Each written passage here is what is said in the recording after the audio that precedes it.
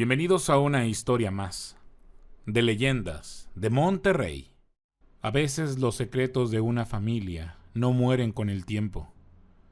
Permanecen ocultos, acumulando rencor y dolor, hasta que alguien los descubre. Y cuando eso pasa, las consecuencias pueden perseguir a quienes vienen después, aunque quieran escapar. Historia basada en eventos reales. Adaptada por Eduardo Liñán, el escritor del miedo. Te dejamos su fanpage en la descripción del video. Me llamo Raúl Morales y regresé al rancho del abuelo porque no me quedaba de otra. Ya le había intentado de todo para salir adelante en la ciudad y no la pude librar en ningún trabajo. El rancho La Esperanza estaba igual de muerto que cuando me fui, hace 10 años, cuando pensé que podía comerme al mundo. Estaba como lo recordaba aquella mañana en que salí: tierra seca, canales llenos de lodo negro y unas cuantas vacas flacas que apenas daban para no morir de hambre. El sol de la llanura te partía la cabeza a las 3 de la tarde. Yo llegué un martes cuando el sol caía como plomo por ser época seca, sudando dentro de la camioneta con 2 maletas y sintiéndome derrotado antes de bajar. Los 2 peones que quedaban y que ayudaban al viejo Quintín Morales, mi abuelo y dueño de ese rancho, me recibieron sin mucho entusiasmo. Don Chema, viejo y flaco, y el Chuy, que apenas hablaba, tenía labio leporino. Ninguno me miró a los ojos más de 2 segundos. «Bienvenido, patrón», dijo don Chema escupiendo al suelo. «Su cuarto ya está arreglado. Esa primera noche dormí como piedra. Nada raro, ni sueños ni ruidos, solo el zumbido de los mosquitos y el calor insoportable. Pero la segunda noche todo cambió. Me desperté de golpe y me quedé sentado en la cama, con el corazón queriendo salirse del pecho y las ideas raras anidando en la cabeza. Esos presentimientos que avisan que lo peor está a punto de pasar. Había escuchado un llanto, bien claro, pero debo decir con cierta certeza que no era un llanto normal. Era de una mujer y muy cerca, como si estuviera dentro del cuarto, al lado de mi cama. Lo único que pude hacer fue quedarme quieto, escuchando atento y tratando de discernir la naturaleza de ese sonido y, sobre todo, de dónde carajos provenía. Luego de un rato solo percibí silencio. Pensé que era mi cabeza otra vez y la sugestión de saber que por esos lugares ocurrían ese tipo de cosas. De niño escuché y enfrenté algunas, pero esto lo sentía distinto. Las voces ya me habían jugado malas pasadas en la ciudad, así que no era nada nuevo. Ya no pude dormir bien esa noche. Al día siguiente, mientras caminaba por el borde del canal principal, removiendo tierra y piedras para que el arroyo regara la tierra, algo llamó mi atención: huellas en el lodo fresco. Eran 2 pares de pies descalzos, pequeños, justo donde el agua se volvía más negra y densa. La seguí unos metros hasta que desaparecían de golpe, como si los niños se hubieran metido al agua sin salir. Pero ahí no había nadie, y no recordaba haber visto familias o niños del ejido en el camino. Ese era el único acceso a ese sitio. Me quedé extrañado. «¿Quién andará dejando huellas aquí?», le pregunté a don Chema en la tarde. El viejo se quedó callado un momento mirando las milpas. «Nadie, patrón. Aquí no hay niños desde hace mucho». No dijo nada más, y me quedé pensando en esa situación misteriosa y extraña. Sin embargo, esa misma noche volví a despertarme. Ahora el llanto estaba dentro de mi cabeza y no venía de afuera. Lo sentía vibrar detrás de los ojos, en el cerebro. Era un llanto que dolía, como si alguien estuviera raspando con las uñas dentro de mi cráneo. Me levanté, encendí la luz del cuarto y me tomé 2 pastillas de las que me recetaron en la ciudad para calmar los nervios. Luego me senté en la orilla de la cama con la cabeza entre las manos. Me estaba volviendo loco y la ansiedad me estaba matando. «Estás bien, Raúl. Solo es la cabeza. Solo es la maldita cabeza», me repetí en voz baja, pero el llanto no paraba. A las 3:15 de la mañana salí al corredor del rancho. La luna iluminaba el patio de tierra, y ahí, al final del pasillo, de pie junto al viejo mezquite, Vi la silueta de una mujer, era alta, de cabello largo y mojado que le tapaba la cara. No se movía, solo estaba ahí como suspendida en el aire, mirando hacia donde yo estaba. De inmediato me quedé congelado. El corazón me latía tan fuerte que me dolía el pecho. Lo sentía retumbar por el miedo y la visión de esa cosa en medio de la nada. No sé qué me hizo dar un paso al frente, como tratando de enfrentar el miedo, tal y como me lo había enseñado mi padre antes de morir. Di un paso hacia ella, y cuando di el segundo, la silueta ya no estaba. Literalmente se esfumó frente a mis ojos. Solo quedaba el mezquite moviéndose con el viento y el sonido del agua corriendo en el canal. No sé en qué momento regresé al cuarto temblando. Me metí a la cama y me tapé hasta la cabeza, como cuando era niño, y no dormí el resto de la noche. Al amanecer, cuando salí al patio, encontré algo nuevo junto a la puerta de mi cuarto. 2 huellas pequeñas de pies mojados, perfectamente marcadas en el polvo del suelo, apuntando directamente hacia donde yo había dormido. Hubo un momento en medio de toda esa pesadilla en que ya no podía fingir que todo estaba bien. Me dolía la cabeza todo el tiempo. Las pastillas ya no me hacían nada. Don Chema me miraba raro cuando me veía caminar por el rancho, como si supiera algo. El Chuy ni siquiera me hablaba, solo hacía su trabajo y se metía a su cuarto temprano.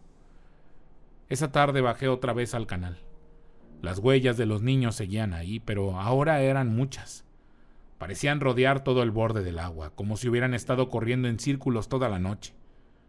Me agaché a mirarlas de cerca y sentí un olor fuerte a agua podrida y a algo más, como a animal muerto. Identificaba bien ese hedor, pues muchas veces me tocó sacar reses podridas del caudal del arroyo y cuando tapaban los diques en las tormentas. Estaba en eso cuando escuché la voz por primera vez. Raúl, ven. Era una voz de mujer, ronca, como si hubiera gritado mucho tiempo y apenas le saliera un hilo de voz. Apenas se podía entender, pero escuché claramente mi nombre. Venía de dentro del canal, desde el agua negra. Me quedé parado con las botas hundidas en el lodo. ¿Quién chingados eres?, grité. Nadie contestó, solo noté el agua moviéndose despacio, como si algo grande estuviera nadando debajo. Tan solo me fui de ahí corriendo sin mirar atrás, pues tenía miedo. Era extraño e inesperado. Lo siguiente que recuerdo es que esa misma noche el Chuy desapareció. Nadie sabía dónde estaba ni a dónde se había ido. Fue a media mañana cuando me di cuenta de que no se presentó, y lo busqué por todo el rancho y los lugares donde solía ir y esconderse para no trabajar. Don Chema me acompañaba en silencio. Luego de recorrer varios sitios encontramos su sombrero y guaraches cerca del pozo viejo, ese que casi nadie usaba porque el agua sabía a hierro y estaba muy contaminada de cadáveres de aves y otras cosas inmundas. Cuando alumbré hacia abajo de la boca del pozo, vi al Chuy flotando boca abajo. Se había ahogado. El agua apenas le llegaba a la cintura, pero estaba completamente muerto. Su cara estaba hinchada, morada, y tenía la boca abierta, como si hubiera tratado de gritar bajo el agua. Lo más macabro de todo, le faltaban los ojos. Se los habían sacado y solo quedaban 2 huecos negros llenos de lodo. Don Chema se persinó 3 veces seguidas y murmuró algo que no entendí. Yo vomité ahí mismo, contra la pared del pozo. Luego de sacar el cadáver, nadie se explicaba su muerte ni la forma horrenda en que había ocurrido. Esa misma noche no dormí y me quedé sentado en la sala, con la escopeta del abuelo cargada sobre las piernas. El abuelo ya no tenía idea de lo que estaba pasando. Su demencia senil lo mantenía encerrado todo el tiempo en su cuarto. Chema y yo apenas nos dábamos abasto, así que contratamos algunos peones para ayudarnos. Pero después de la muerte de Chuy, varios se fueron sin dar explicaciones. Yo fui testigo de cómo temblaban cada vez que pasaban cerca del canal. Algo los había asustado y yo podía sentirlo, aunque no sabía exactamente qué era. Yo intuía que todo giraba en torno a esas huellas, al pozo y a esa mujer espectral que había visto, flotando entre la niebla, con el rostro cubierto y los pies apenas tocando el suelo. Cada vez que recordaba su figura, un escalofrío me recorría la espalda y sentía que nos observaba, incluso desde la distancia. Serían las 2 de la mañana cuando volvió el maldito llanto, más fuerte y más cercano que antes, como si se hubiera acercado justo a la puerta de mi cuarto. El miedo me recorrió de pies a cabeza. Me levanté, agarré la escopeta y abrí la puerta de golpe y ahí estaba, a menos de 4 metros, la mujer del mezquite. El cabello le caía mojado, cubriéndole todo el rostro, y su boca estaba abierta en un grito silencioso que sentí vibrando dentro de mi cabeza. Un sonido que no salía de sus labios, pero lo escuchaba dentro de mí. El agua le chorreaba del vestido blanco sucio, formando un charco negro en el piso de tierra, y un escalofrío me obligó a dar un paso atrás. Entonces habló, con una voz rota, fría. «Tú mataste a mis hijos, Morales». No moví un dedo, y sentí cómo se me helaba la sangre recorriéndome la espalda. «Yo no maté a nadie», contesté entre dientes. Mi voz salió temblorosa, traicionándome. El espectro la dio la cabeza y al moverse un poco su cabello, pude ver un pedazo de su rostro. Piel blanca, casi azulada y podrida, con una sonrisa de dientes blancos desprovistos de labios, un rostro carcomido. Era el horror mismo. «Tu abuelo sí, y tu padre, y ahora tú. Llevas la sangre de los malditos», dijo. Levanté la escopeta y disparé.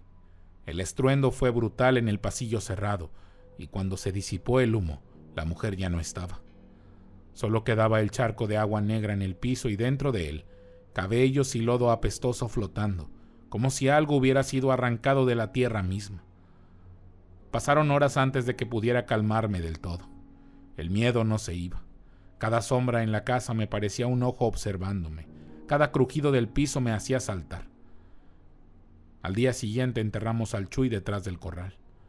Don Chema no dijo ni una palabra mientras echábamos tierra. Cuando terminamos, el viejo me miró directo a los ojos por primera vez. «Ella ya regresó, patrón», dijo don Chema. «La señora Alicia, una mujer a la que su abuelo dejó sin nada y engañó, pobre y desolada. Ahogó a sus 2 niños en el canal hace años y después se mató. Ahora quiere que la familia Morales se acabe igual. Ya acabó con su padre, y por eso su abuelo no quiere salir de su cuarto. Se volvió loco». Me reí nervioso intentando restarle importancia.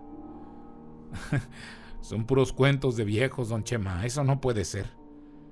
Y el viejo escupió al suelo sin decir nada más, se dio la vuelta y se fue. Llegó un día en que ya no sabía si estaba dormido o despierto. Todo el tiempo un zumbido insistente llenaba mis oídos, y mis manos temblaban tanto que apenas podía sostener la taza de café o llevar la comida a la boca sin que se me cayera. Las pastillas de la ansiedad se habían acabado y no pensaba pedir más.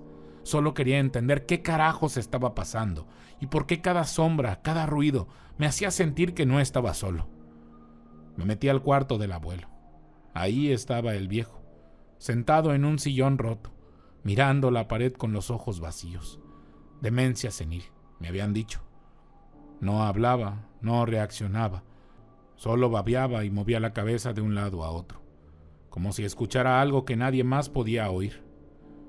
Me acerqué despacio, con el corazón latiéndome en la garganta, y lo llamé. «Abuelo, ¿qué le hiciste a la mujer, a Alicia y a sus hijos?» No hubo respuesta, ni un parpadeo, ni un gesto, nada. Era como si estuviera ahí y al mismo tiempo estuviera ausente, atrapado en algo que yo no podía ver. Esa misma tarde, agotado de su silencio, decidí que tenía que buscar la verdad por mi cuenta. Me subí a la camioneta y conduje hasta el ejido vecino, donde todavía quedaba gente que había vivido la repartición del 98, el año en que, según don Chema, todo había sucedido. Pregunté en 3 casas, pero nadie quería hablar. Las miradas se apartaban, los silencios pesaban, y cada puerta cerrada me hacía sentir que estaba pisando algo prohibido. Finalmente, una señora me indicó a un viejo vaquero llamado Poncho. Lo encontré sentado afuera de su jacal, fumando un cigarro de hoja, con la mirada perdida en el horizonte, como si estuviera viendo algo que él solo podía ver. Supe al instante que era la persona indicada. Había sido empleado de confianza del abuelo, y quizás él sabría lo que realmente pasó aquella noche. Al verlo le conté todo: las huellas, el llanto, el Chuy ahogado sin ojos. El hombre me escuchó en silencio sin interrumpir. Cuando terminé, bajó la voz, casi como si temiera que alguien más lo escuchara. Tu abuelo no solo traicionó a doña Alicia. Los niños, sus hijos, eran de él. Los tuvo a escondidas, fruto de infidelidades que nadie debía saber. Cuando se repartieron las tierras y Alicia amenazó con contarlo todo, si no se hacía cargo de sus hijos y de ella, el viejo Morales decidió matarlos. Esa noche ahogó a los 2 chamacos en el canal. Yo estaba escondido detrás de los mezquites, temblando, y vi cómo sus 2 pequeños cuerpos flotaban en el agua, inmóviles, mientras la oscuridad parecía tragarlos. Luego tomó a Alicia y le metió la cabeza bajo el agua hasta que dejó de luchar. Todo para que no hablara. Nadie lo vio, solo yo. Pancho se quedó callado un instante, como si reviviera la escena en su mente, y yo sentí un nudo en el estómago que me revolvía todo. Desde esa noche empezó la maldición, siguió diciendo. Alicia regresó. No llora por sus hijos, llora porque quiere que toda la sangre de los Morales se ahogue igual que ellos. Y ahora tú eres el último del linaje de maldecidos. Me regresé al rancho con la cabeza hecha maraña. Todo encajaba. El abuelo se había vuelto loco con tanta culpa, encerrado en su propio cerebro, cargando la culpa, y ahora yo cargaba esa misma culpa. Busqué una solución y no encontré nada. Hablé con curanderos y gente que sabía de limpias y malos aires, hasta con un sacerdote que se santiguó cuando le conté lo del pozo. Quemé hierbas en el patio, como me dijo una señora que según era bruja, y nada. El llanto seguía cada noche, más fuerte, más cerca. Ahora hasta me hablaba mientras caminaba por el rancho. Tu sangre paga. Escuchaba la voz dentro de mi cabeza. Los peones se fueron todos, uno por uno. Dijeron que no aguantaban más. Solo quedó don Chema. El viejo dormía con un crucifijo en la mano y ya ni me miraba la cara. La última noche el abuelo se levantó solo. Lo vi desde la ventana, cuando comenzó a caminar despacio hacia el pozo viejo, arrastrando los pies descalzos. No intenté detenerlo. Me quedé parado en el corredor, con la escopeta en las manos, viendo cómo el viejo se subía al borde del pozo. Se quedaba un segundo balanceándose y luego se dejaba caer. Al final escuché el chapoteo. No sé por qué no hice nada por ayudarlo, pero sabía que el maldito lo merecía. Cuando lo sacamos al amanecer, el abuelo estaba ahogado igual que Chuy. La cara morada, la boca abierta, los ojos huecos como si alguien los hubiera arrancado, flotando aún entre restos de lodo y agua negra. Don Chema y yo lo levantamos con esfuerzo, y mientras lo acostábamos en el suelo, lo vi romperse por primera vez. El viejo Chema se puso a llorar, un llanto profundo, desgarrador, como si toda la vida de secretos y culpas estallara de golpe. Nunca lo había visto así. Eres su hijo, murmuró entre sollozos. ¿Qué? Pregunté sin poder apartar la vista del cuerpo rígido. Chuy, era hijo bastardo de tu abuelo. Lo tuvo con una muchacha del ejido antes de casarse. Por eso lo mató la Llorona primero, para ir limpiando la sangre. Me quedé mirando el cuerpo del abuelo, el mismo pozo, la misma agua negra y la misma forma de morir. En ese momento sentí que algo dentro de mi cabeza se rompía para siempre. Ya no sabía si yo era Raúl o si era el abuelo. Ya no sabía si las voces eran mías o de Alicia, y solo sabía una cosa: la maldición no se iba a detener conmigo. No esperé ni un día más. Empaqué lo que pude en una mochila, agarré las llaves de la camioneta y salí del rancho antes de que saliera el sol. Don Chema estaba sentado en el corredor con la mirada perdida. No me dijo nada cuando me vio pasar. Solo movió la cabeza despacio, como si ya supiera que yo también estaba condenado. Manejé como loco hacia la ciudad. La carretera estaba vacía y el calor hacía que el asfalto brillara como agua. Cada vez que cerraba los ojos un segundo, escuchaba el llanto otra vez, dentro de mi cabeza y siempre dentro. Llegué a la ciudad de noche y corrí hacia el único lugar que conocía, la casa de mi exesposa. Ella me recibió en la puerta con cara de preocupación. Mi hija estaba dormida en su cuarto y la vi desde la puerta. Piernitas flacas, cabello revuelto, respirando tranquila. Me dieron ganas de abrazarla y al mismo tiempo de alejarme lo más posible para no perjudicarla, pero estaba tan afectado que no quería quedarme solo. «No te quedes mucho», me dijo mi ex. «Estás muy raro, Raúl».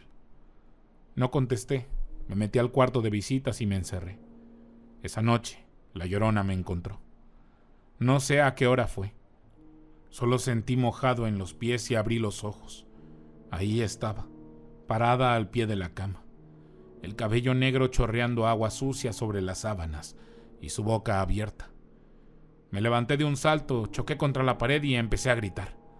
Mi ex entró corriendo y encendió la luz. La mujer ya no estaba. Solo quedaba un rastro mínimo de agua y vapor en el vidrio de la ventana. Sabía que me había encontrado, o quizá yo mismo la había llevado ahí. Había ese hedor a canal podrido. No podía arriesgar a mi hija y al día siguiente me fui. No dije a dónde, solo agarré la camioneta otra vez y empecé a manejar sin rumbo. Dejé atrás mi vida conocida, el rancho, el pozo. Dejé todo el dolor y la desolación en ese pinche ejido seco para poder salvar a mi hija de una posible venganza. Porque sabía que esa cosa no se iba a detener hasta que yo también me ahogara. La Llorona nunca descansaría mientras yo estuviera vivo. Actualmente vivo en un departamento barato en las afueras de Saltillo. Trabajo de noche en una bodega para no ver a nadie. Duermo con las luces encendidas y con tapones en los oídos. Cada vez que me baño, dejo correr la regadera un buen rato. El sonido del agua me calma y al mismo tiempo me aterra. A veces, cuando estoy solo en la cocina, siento que el agua del fregadero empieza a subir sola. Otras veces escucho risas de niños detrás de la puerta del baño. Y lo peor de todo es la zozobra que no me abandona. Cada noche, antes de dormirme, pienso lo mismo. Tal vez un día sentiré la necesidad de caminar hasta el río que pasa cerca de aquí, meterme al agua y dejar que me cubra la cara. Tal vez un día haga exactamente lo que hizo mi abuelo, lo que hizo Alicia o lo que le hicieron a Chuy. Porque la maldición no se quedó en el rancho, se quedó conmigo y mientras yo viva, la Llorona seguirá llorando, esperando. Si te gustó la historia, dale like y compartir. No olvides darle clic en la campanita para avisarte cada vez que tengamos un nuevo video. Mi nombre es Jonathan Espinosa y esto es Leyendas de Monterrey.